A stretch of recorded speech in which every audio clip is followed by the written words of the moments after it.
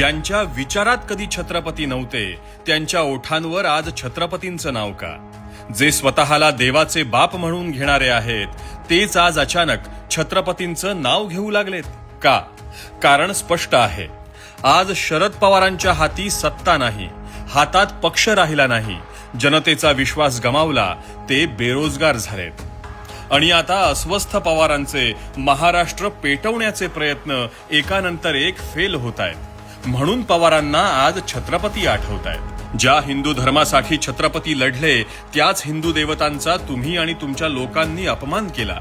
छत्रपतींच्या सत्तेत हिंदू देवता केंद्रस्थानी होत्या, पण तुमचं राजकारण हिंदू देवतांचा अपमान करण्यासाठीच आहे. तुमच्या राजकारणाचं, तुम्ही खेळलेल्या डावपेचांचं योग्य फळ तुम्हाला मिळालं.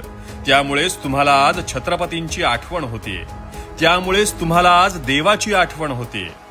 महाराष्ट्राला हा तुमचा खोटा कळवळा कळतोय बरं का?